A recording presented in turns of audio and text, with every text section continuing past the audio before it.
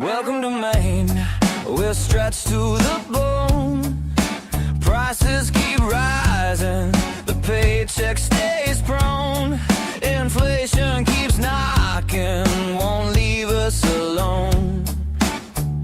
They're selling the lie, groceries climbing, the gas tank is low. The bill's hitting harder than snow, but silence still blankets the truth. Where does it go? They're selling the lie.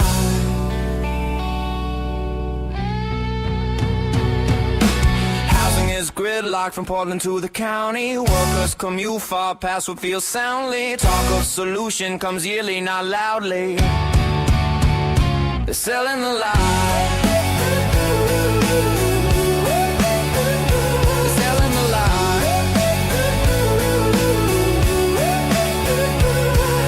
Say every voice counts, but watch who gets lifted. Some stories vanish, some get the spotlight shifted. Depends on what trends and what keeps them gifted. They're selling the lie.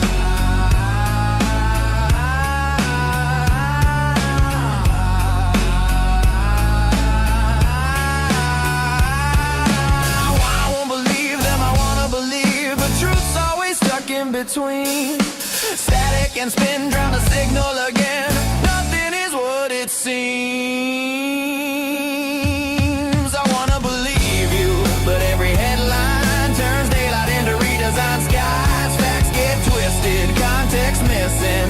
We choke on the simplified alibis. Wanna believe you, but all I see is shadows where the answers should shine. The fact is fiction, conviction. Welcome to the Muddy Waters Podcast, where Mainers tell their stories. Good afternoon, just barely afternoon. This is Chuck Ellis, and you're watching the Muddy Waters Podcast. And as always, the Muddy Waters Podcast exists to help the people of Maine better understand what's going on in our state and get a better sense of who is representing us, who's trying to represent us, as we interview for people from around the state to tell stories that sometimes the mainstream media doesn't want to talk about because they have become a propaganda arm of the Democrat Party, not interested in actually speaking truth. Fortunately, we have incredible outlets like the Maine Wire, who are sharing the truth about what's actually going on in our state, as well as Unquirer, Maine X Community, a couple other places that you can get some good information. Southern Maine Republic, which is another channel. So there are some other people out there doing some great stuff, but we try to bring these long form interviews to give you a better sense of who people are, where they're coming from, and tell stories. One of the things that it's a lot harder in the current culture for people to discredit is somebody's story. They might challenge facts and statistics. Those don't work so well, but stories carry a lot of weight. So people at home, one of the ways you can help, like, share, subscribe, especially to the shorts that come from these. And so fortunately today we have with us a candidate for a Republican candidate for State Senate District 26, Peter Violette. Thank you for joining us. My pleasure, Chuck. I appreciate this opportunity to get my story out there. Yeah, well, I'm always thankful for anybody, especially in Cumberland County, as I'm the chair of the Cumberland County Republicans, but anybody who's willing to, do the difficult task of running for office, and it's really a thankless task in so many ways. You put yourself up to be attacked and have stuff leveled at you simply, and then in general, even if you're not a Republican in a heavily a much bluer part of the state. But especially as a Republican in Cumberland County, being willing to put your name out there and say, I'm a Republican, and run for office, knowing that the Democrats are going to throw a lot of stuff at whoever wins the primary. And so, yeah, just thank you so much for being willing to run for office, and trying to be my representative, as I'm actually in Senate District 26. So thanks for making the decision to run. I wanted to give you an opportunity, be doing the same thing for Kenny, most likely, but I wanted to give you an opportunity to tell us, like, who you are, where you come from, and what has got you possessed to run for political office in this current environment that we have in our world. Well, I guess, several answers to that question. It's impacting quite a bit in there. What possessed me to run is that I'm not willing to give up on our state. I'm a lifelong Mainer, been in Windham for 15 years, but I love our state. And I've, through a course of one of my businesses, my most recent business, I was able to host several different business meetings here in the Portland area. And these people were some were from the West Coast, some were from throughout the Eastern Seaboard. And they were all amazed and impressed how beautiful Portland was and how wonderful a state, the state of Maine is. And it was like a pleasant surprise to them. So I'm just sharing that, little tidbit to let you know just how beautiful a state we have and how much it has to offer. And again, I'm just not willing to accept the status quo. What we've been led to believe is a status quo, because I don't believe that it is. It simply is right now this administration has a death grip on all things Maine, and we are still living under the Biden disastrous policies and administration. So we've not been able to shake that yet as a state. And so my fight, my crusade, my willingness to jump into the fray is because I want to be one of the crusaders, if you will. Maybe I'm overstating that, but one of the people that are willing to put into it what it takes for us to reclaim our state, to get us to a better place for everybody's benefit. And also, I have 7 grandchildren, and I am not happy or optimistic about the future that is currently being prepared for them. And instead of sitting on the sidelines and just moaning about it, complaining about it, which I've never been that kind of person, I'm a doer. I decided at this point in my life, because I can dedicate all of myself to this task, that I'm going to do everything I possibly can to help our state to find its way to a better place. So that's kind of like a synopsis, if you will, of what's motivated me. There's a lot more behind it. That's probably the key. Just I'm not willing to give in or to give up. Yeah, no, I appreciate that. Like, I think there are, to your point, I think there are so many people that are giving up on our state and are deciding that the cause is hopeless and not showing up to vote and not getting involved. And we need people to be standing up and speaking up. So tell us a little bit about your past. What have you done leading up to this? I think you mentioned some businesses, but like, what have you done? Because you haven't been involved in politics, but what have you kind of done over the course of your career? Up until now, I guess. Sure. What's your resume? Sure. Actually, my resume is part of the reason why I'm running, because I think there's so much that can be gleaned from my past experiences and transferred over to have, I guess, meaningful, impactful conversations and help influence decisions based on my experiences, not just on what I'm hearing from other people or what I'm talked into believing, if you will. So I was in logging for 20 years. Straight out of high school, I was a 3rd generation logger. Absolutely loved that kind of work. I got to the point in my life where I needed to do something. I had a wonderful, phenomenal spiritual experience that caused me to leave that career behind and pursue something that would be more meaningful, more impactful for other people. So I literally put myself through college at the exact same time my 2 children were going through college. So we were all college students at the same time.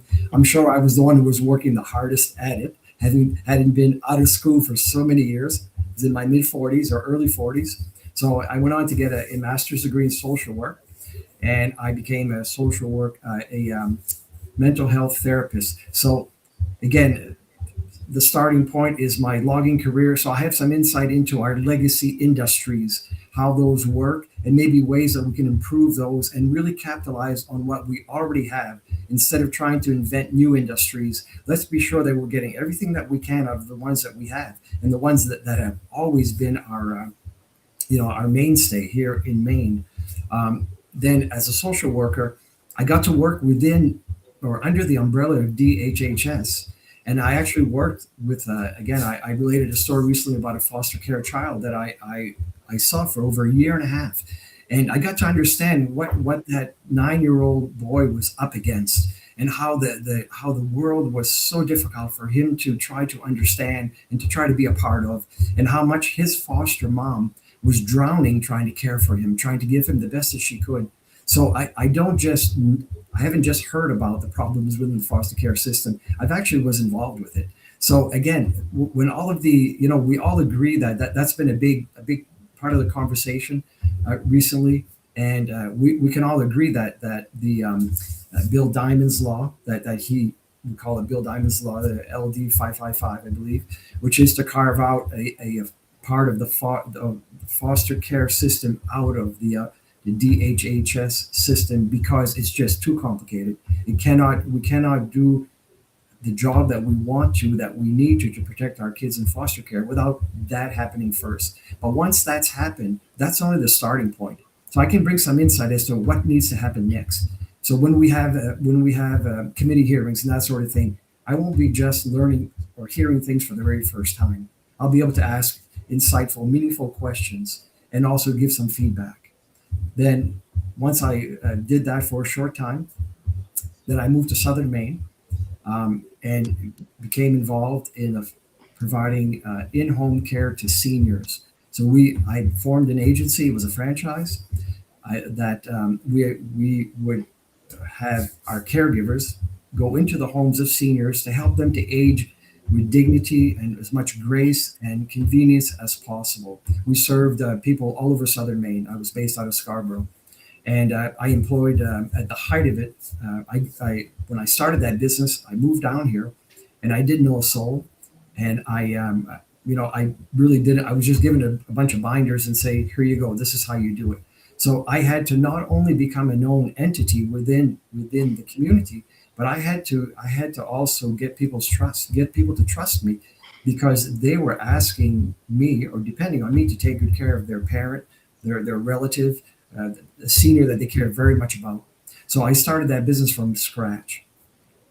And I owned and ran it myself for 14 and a half years. And during the course of that time, anything that I've ever taken on, the things that I've shared with you already, I've always been all in. And this was no different. So for the first 4.5 years, I was on call 24 hours a day. So it didn't matter what time somebody needed help or somebody was calling out of an assignment. I was the one answering the phone. Could have been 10 o'clock at night, could have been midnight because it was a crisis, could have been 4 o'clock in the morning because they couldn't make it into their morning shift. Irregardless, I was that go-to person. And even to the point where I actually, when I could not find a replacement for somebody who couldn't make their assignment, I was the person sleeping on that senior's couch or on their floor or on their recliner, because I had made a commitment to those individuals that I was going to take good care of them. So all of that I'm sharing with you because I have a very well-informed idea of what needs to happen for our seniors, and that's one of the issues is very important to me, because throughout the course of my doing that kind of work, I think there were, if the numbers are correct that I've seen, there were up to as much as 50 nursing homes that had closed during that time frame. And at a time where we are readily recognized as the oldest state in the country. So to me, that makes absolutely no sense at all. How is that possible that here we are needing more nursing home capacity and we are essentially creating less capacity? So that tells me that there's some sort of serious disconnect in Augusta. I don't know what it is, but it'd be absolutely one of the first things that I would dive into, because where are our seniors going to go? We're hearing stories, and just recently I went back up home. I'm from Van Buren originally, and there was a person that I knew very well, 84, I believe. Well, I heard that he passed away in Southern Maine nursing home, because we have a nursing home right in Van Buren that's basically on the verge of closing because of all of the complications and challenges that they are faced with. So here you had a senior that not only was his health deteriorating, but he also he passed away in isolation. That to me is just unacceptable that we're allowing that to happen. So, getting back to what I said originally, all of my life's experiences I feel, prepared me very well to be in Augusta and offer something, not just be a listener. which is important, but also somebody that can join in the conversations and maybe steer the conversations in the directions that they need to go in, or at the very least, be able to ask insightful questions, and so that we can come up with the best solutions possible. Yeah, no, it's interesting. You've definitely got a very diverse history that gives you a unique perspective to bring to the table, especially in all these really important and vital areas. I think when I ran for the first time in 2022, I ran for House. One of the issues that was on my list was care for Maine's aging population, because I agree. You're absolutely right that we're one of the oldest, if not the oldest, states in the union, and that's increasingly, because it's the kind of the number, the average age seems to be increasing, because I wonder what it would be if we hadn't imported a bunch of the people from other countries, essentially, but most of our youth are leaving. So our youth are leaving. Our population is aging in general, right?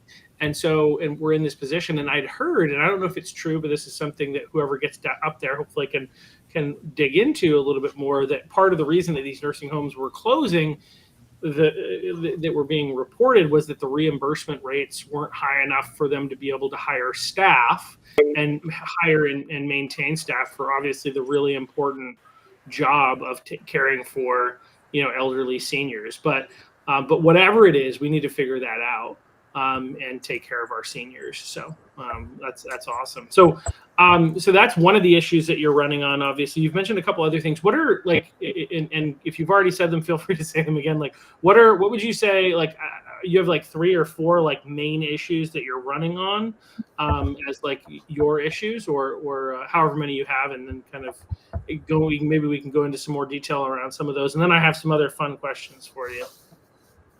Yeah, well, one of them is kind of packaged in, the whole affordability. So you hear that catchword. So I have 40 years of experience running various businesses, and several of them at the same time.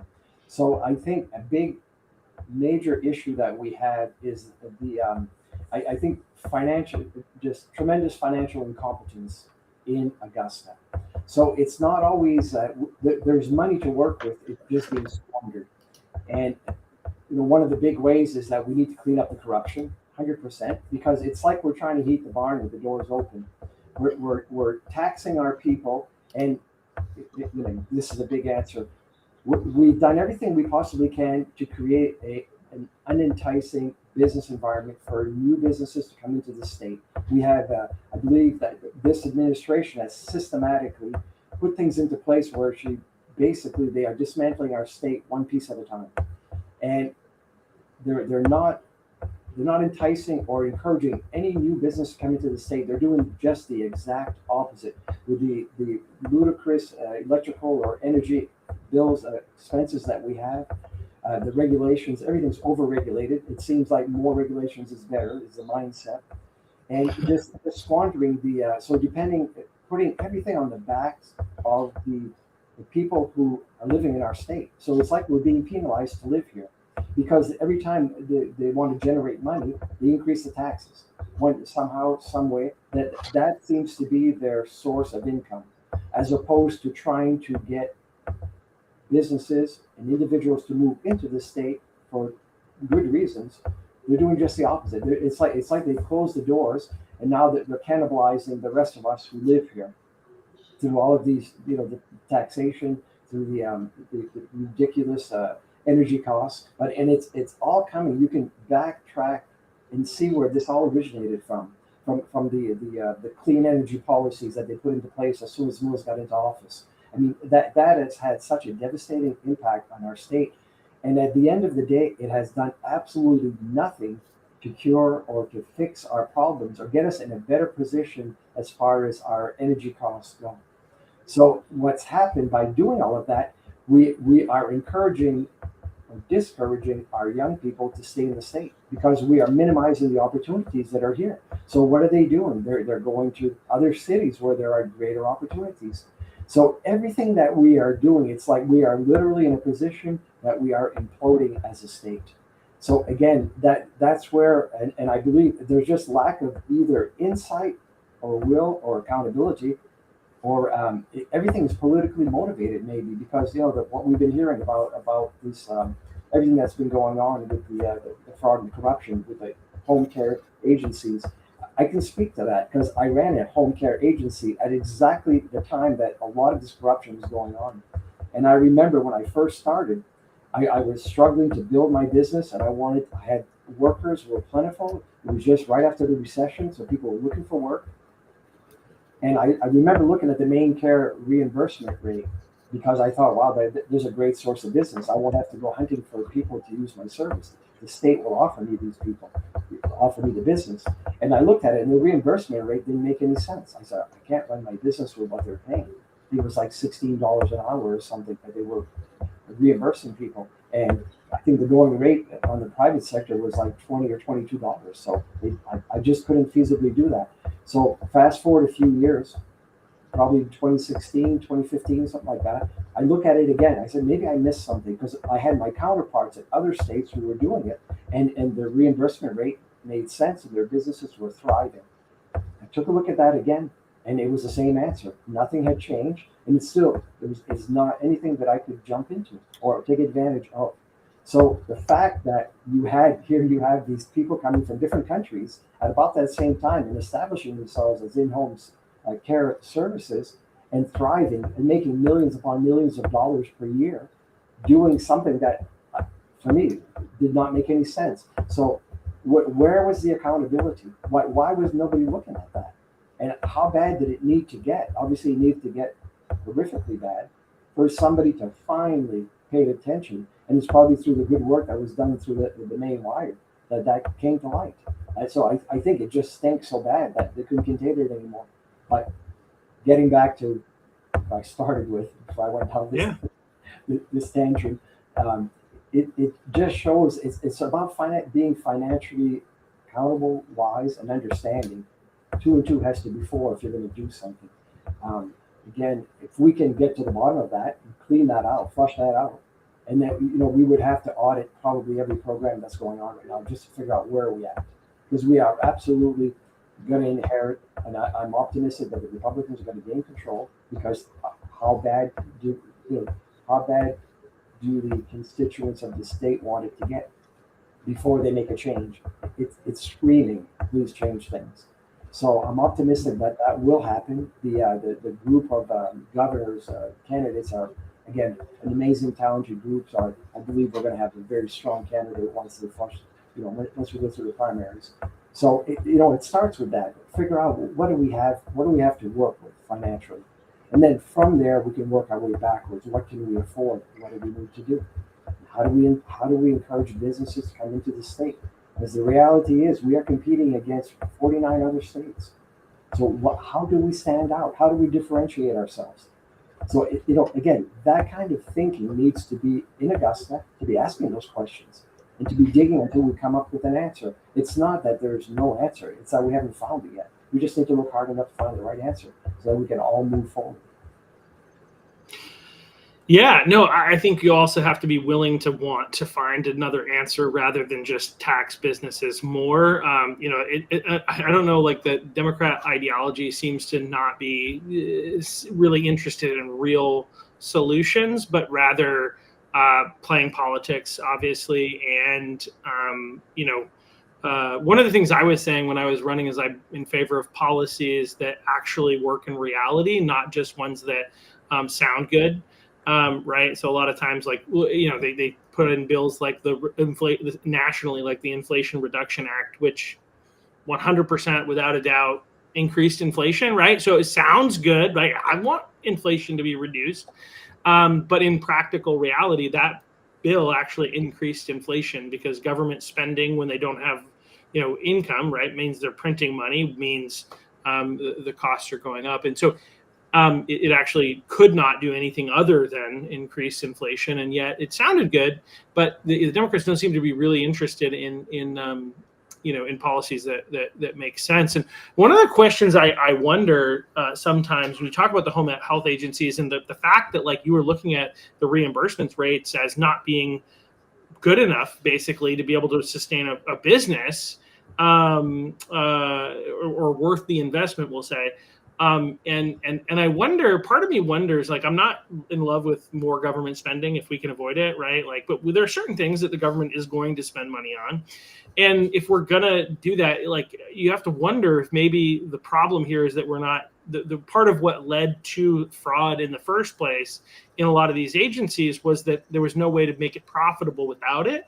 And then they just got carried away, right? Like, once you start to sell crack to kids, like, your compass for your moral compass goes away, and the more you get away with it, the more you sell it, right?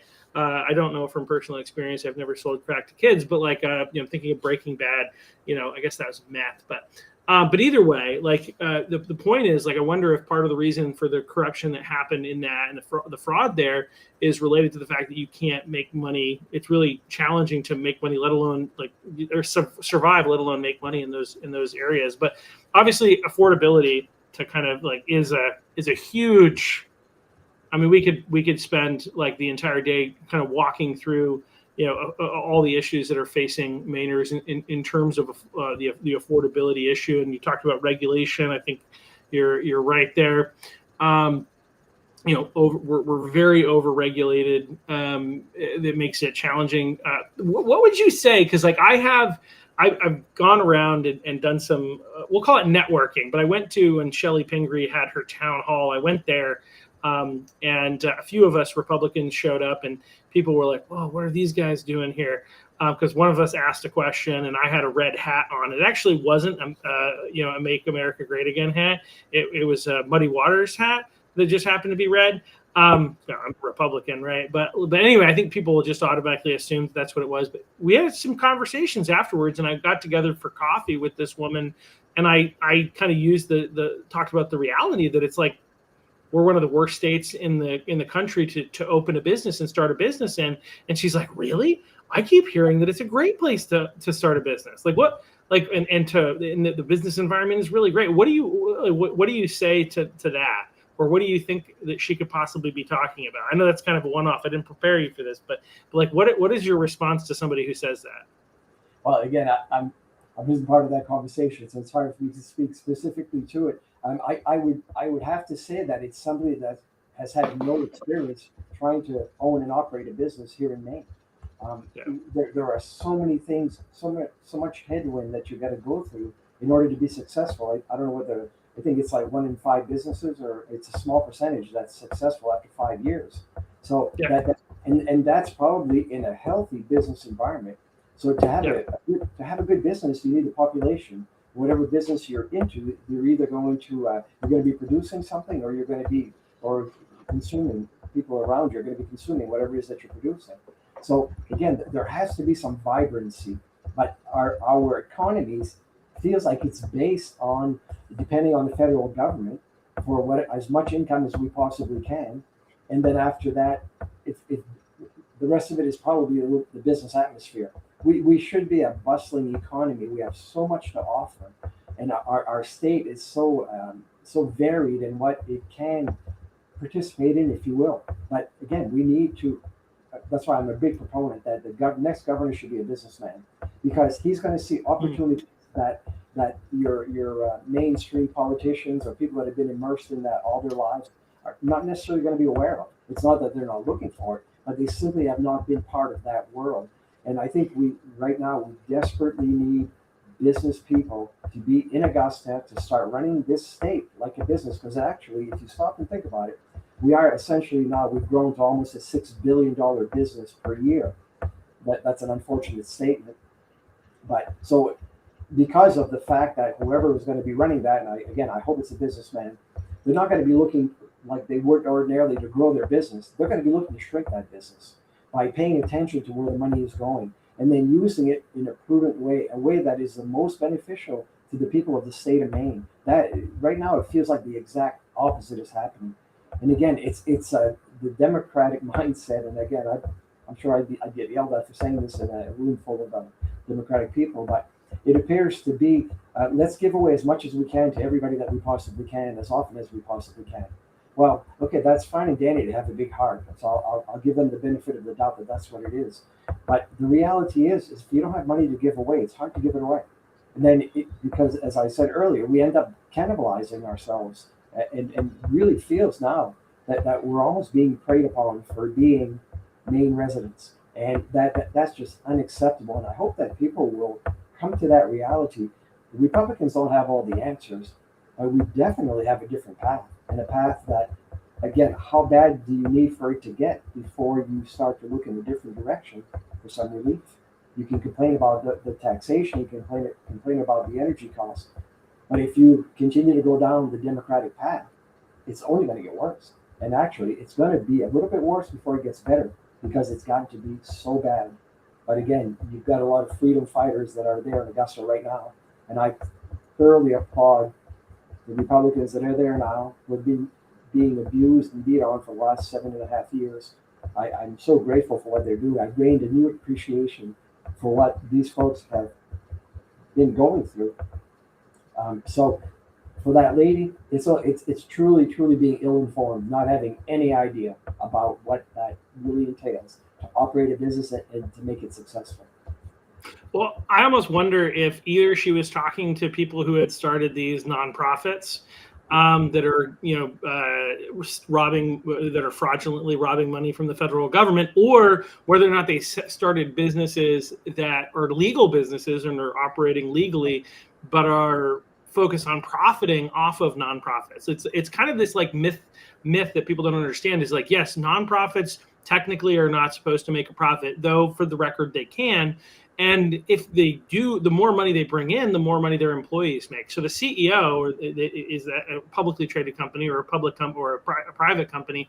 Those are that you've got your CEOs or your president or whatever. But the nonprofits have the same thing. They just call it an executive director. And if they can grow, then the executive director gets paid more money. And so there is, even though it's a nonprofit, it doesn't mean that the organization doesn't grow. It doesn't mean that it can't have a profit. It means that there are no shareholders that take home. There's no ownership of that technically. But the other thing is nonprofits pay a lot of money to third parties. They have consultants, and then they have all these other organizations that they go to for services.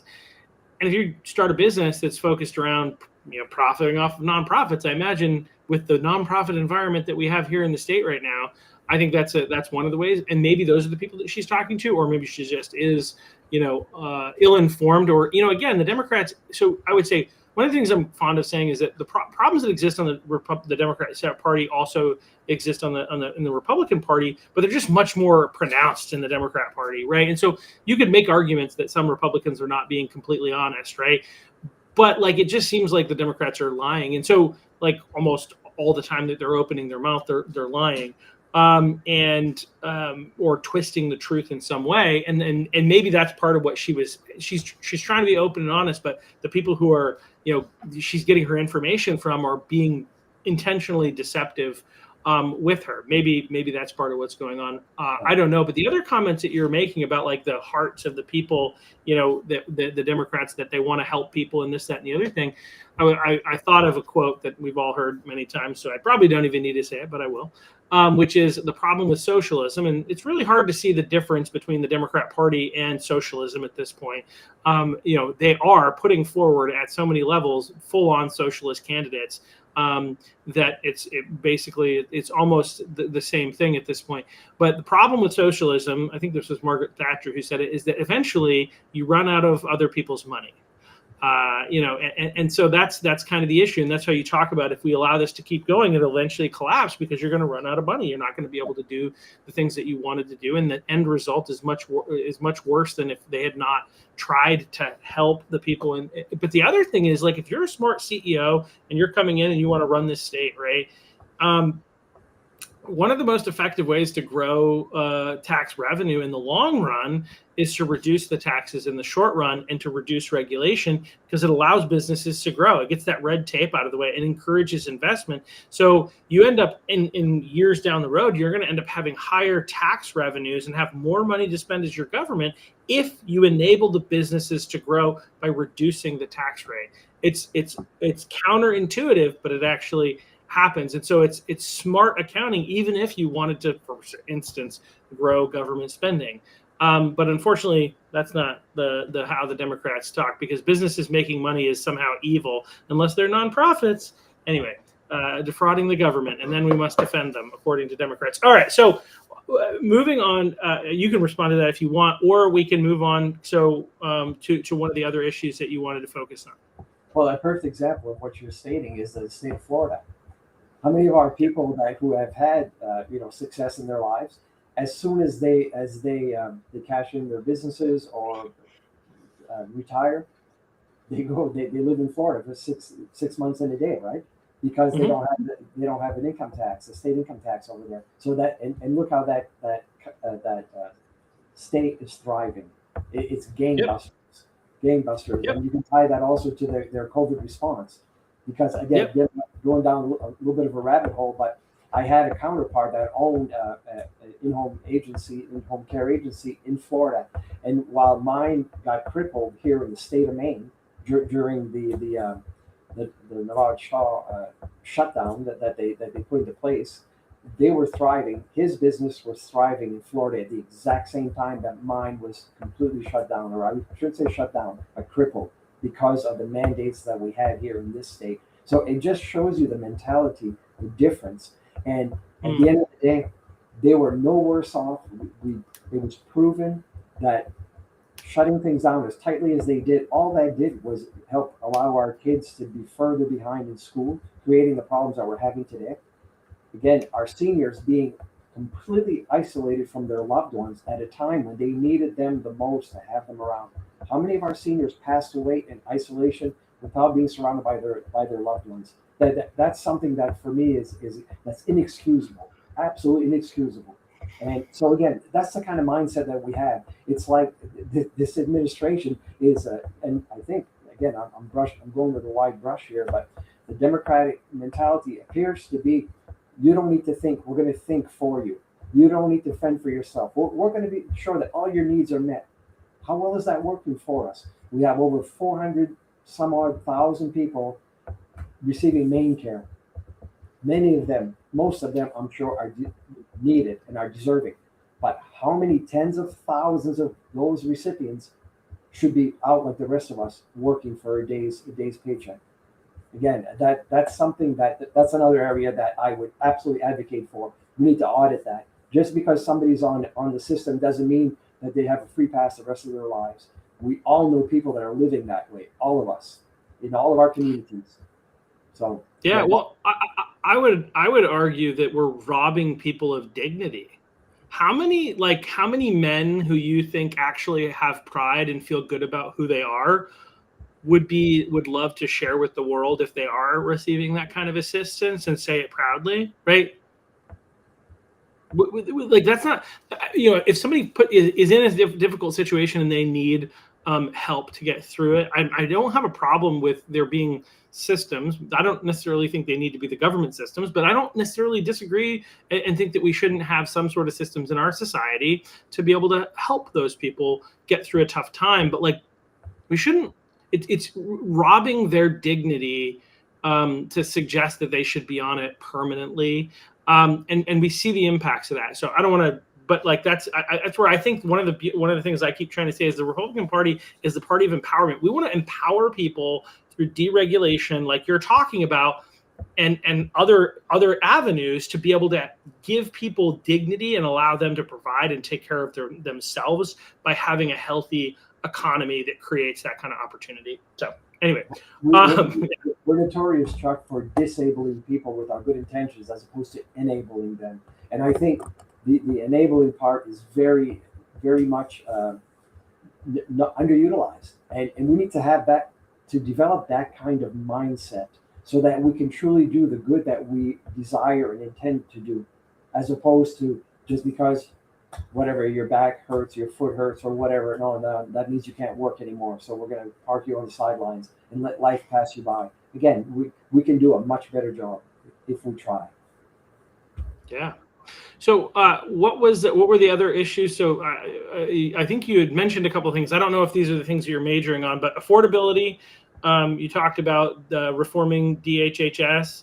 Were there? Did I miss any? And are there any additional ones that you want to kind of go into that you're kind of running on? Yeah, it was primarily those. The catch-all basically is the affordability, right?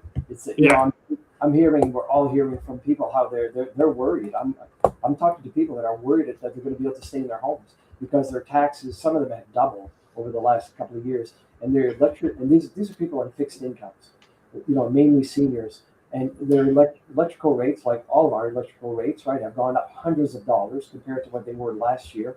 So how are people going to survive that or recover from that and then survive it if this continues for another 2, 3, 4, 5 years? So what's going to happen is that our seniors, primarily, and our low income, are literally going to have to let their houses go because they won't be able to afford them. So there's so much that needs to be done to undo the damage that is well entrenched in our economy here in Maine. There's so much work that needs to happen. So that's why it's very important that whoever goes to Augusta, from the governor, senators, representatives, that they be the most prepared, skilled, and qualified people possible, because we are at such an inflection point in our state right now that we can't afford to send people who are well-intentioned but not up to the task, not prepared to do the hard work that needs to be done. And I'm going to put a pitch for myself here. I'm from Aroostook County, and I am asking the people of District 26 to allow me to use my Aroostook County work ethic and all of my life's experiences up to this point in time to carry that with me to Augusta so that I can be the most impactful state senator for District 26 that is possible and that they are needing right now at this point in time. That's why I'm running, is because I sincerely believe that I have something meaningful to offer to our constituents. And for me, my pleasure is giving back. I've been extraordinarily fortunate in my lifetime, and I simply want to share that good fortune with anybody and everybody that I can. And I feel this is one way that can happen in a very impactful and meaningful way. So that's essentially why we're having this conversation right now, is I'm offering what it is that I carry with me to the people of District 26. And yet I'm hopeful that if you feel that I can offer you something positive, something beneficial, I'm looking for that opportunity. And it'd be a privilege, actually.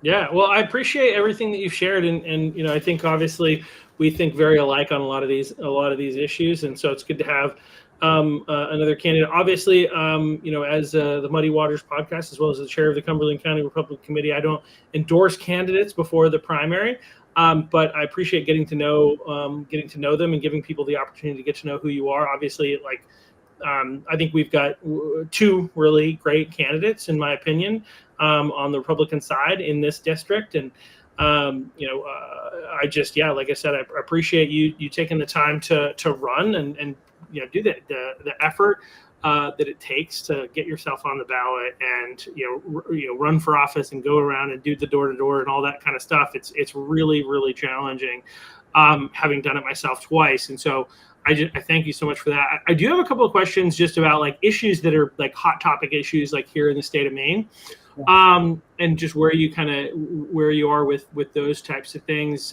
because I think voters care about them. So one is, it's such a big issue that it's going to be on the ballot in November. But where are you at on boys and girls sports? Man, I told somebody yesterday, if my daughter would be in school right now and that were happening, I would absolutely lose my mind.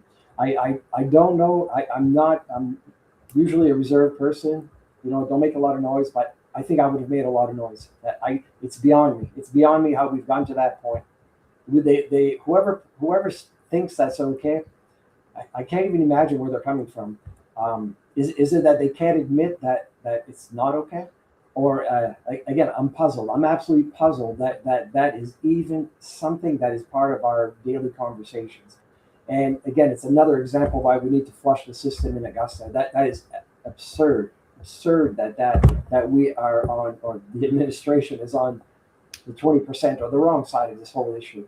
Is if the girls worked so hard to be treated fairly, and now the people that are supposed to be their advocates or people watching out for them are completely betraying them and allowing somebody that is genetically superior, I guess, stronger. Superior is too strong a word, but just genetically advantaged to compete with them. I'm so puzzled by that whole thing. So I think I made my position quite clear. Yeah, no, you did, and I think it's like I've tried to get inside the mind of the liberals on this one, and it's tough. It's tough. It's kind of confusing. It's like, one should be very cautious about trying to understand insanity. Is one thing that I would say, but I do think that part of it, like I sometimes joke that you've got two different types of people with mental illness here. One are the people who think they're in the wrong body, and two are the people who are affirming that people are in the wrong body. And I say that, I don't say that lightly. I mean, there's some issue here because people are trying to push people to believe things that are unreal and untrue, and obviously untrue. And I know that there's a difference. And I asked you about boys and girls sports, and and I'm being more broad about the transgender issue in general. But I think part of it lies within this, and this is what I've come to understand, which is that Democrats and the people who believe in this believe in the lie that has been proven, that they're the lawyers that tried to argue this case at the Supreme Court were forced to admit that this is a lie, but people believe the lie that if you don't affirm somebody who thinks they're in the wrong body, then you're putting them at a higher risk of suicide. Right. And so I think the people who buy into this ideology, number one, they really believe that somebody can be in the wrong body. And number two, they believe that if you don't give them the same rights in that gender that they believe they are as everybody else who is that gender, that you are going to lead them to a place where they might commit suicide, but also that you're taking away their rights, quote unquote.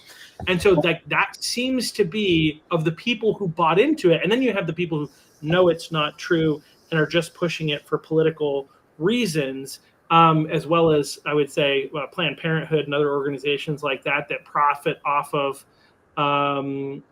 this industry, that are pushing it for those reasons. But I think that it seems to me to be like what is going on in the psychosis that is going through people's minds. I'd like to add just one thing to that, Chuck. So as solid as I am, firm as I am on that stance, I still do believe, though, that everybody should be respected and everybody has equal rights to live as dignified a life as possible. So I don't have any problems with somebody feeling that they're in the wrong body. That's up to them. That's in their minds, their families, between them and God.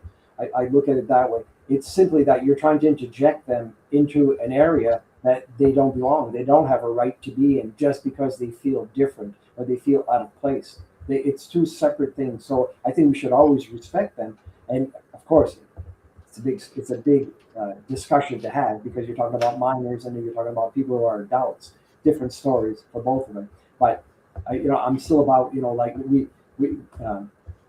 just about respecting that there's something going on with them, whether it's a mental illness or a desire or confusion, whatever you want to call it. If that's how they feel, that's fine.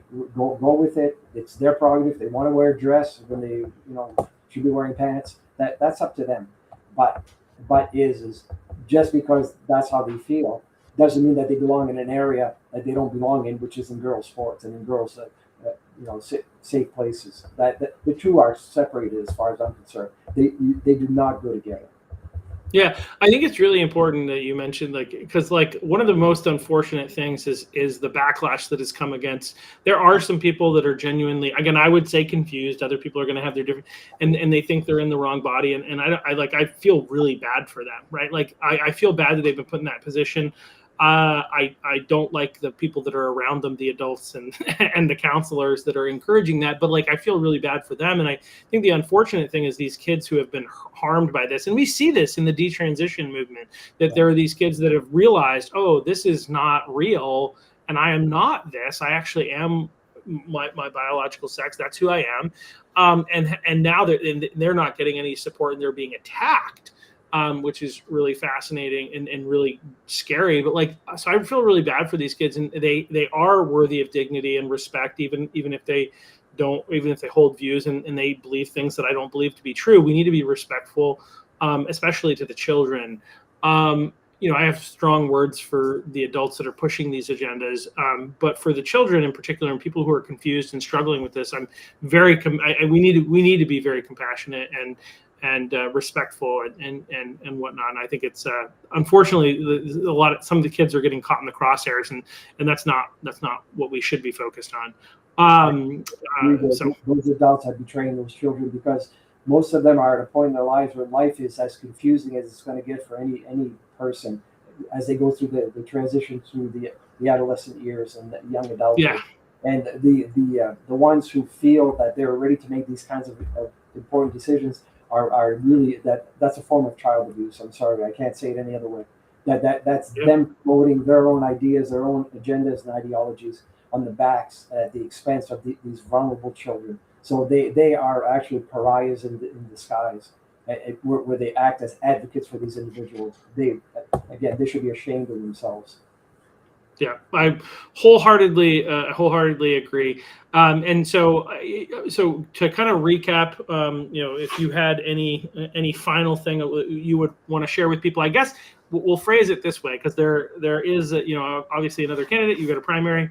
Why do you believe that you are the man for the job? You've kind of said it before, but I'll give you a chance to kind of put a bow on it and say, why should people vote for you in the primary? Well, again, because I think I have the experiences and the skills that are desperately needed in Augusta to deal with an array of issues, and we've covered a good number of them. I describe myself as a businessman with a social worker's heart. I will always try to look for the decisions that are of greatest value to the greatest number of people. And I've always been a leader all of my life, and I stand my ground when I believe in something. So I won't be cajoled into any type of corner, and I will always be looking for the opportunity to work together with other people. I don't care which side of the aisles they sit on. The Republicans don't have a monopoly on good ideas, and not all the Democratic ideas are terrible, although right now we're not seeing a whole lot of good ones. I do my absolute best to try to bring us together. I'd like to start from a point of, what do we have in common? I come from a large family, and we had to compromise all of the time. It was just how we got by. Nobody was always happy all of the time. But you know what? We had a wonderful family life.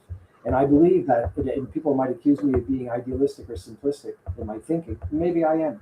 But you know what? It's about time that we have somebody that is willing to look at the world that way in Augusta. Can we work together? What's our starting point? We know what we disagree on. What do we agree on? Can we build from that? And I believe if I can have enough people that think like me, we can get some momentum going here. Because ask yourself, all of your viewers, you as well, how well are we doing with beating each other over the head? We've been doing that for years and years. Well, where has that gotten us? Are we benefiting from that? So what kind of candidate do you want? Who do you want representing you in District 26? Somebody that's going to go to Augusta and grab a club and continue the beating, or somebody that's going to work as hard as he knows how to try to bring sides together? And if that can't happen, trust me, then I'm done. It's not that I'm going to keep trying. What I'm saying is I'm going to explore that first. Can that happen, and how often can it happen? And can we start a movement in the right direction?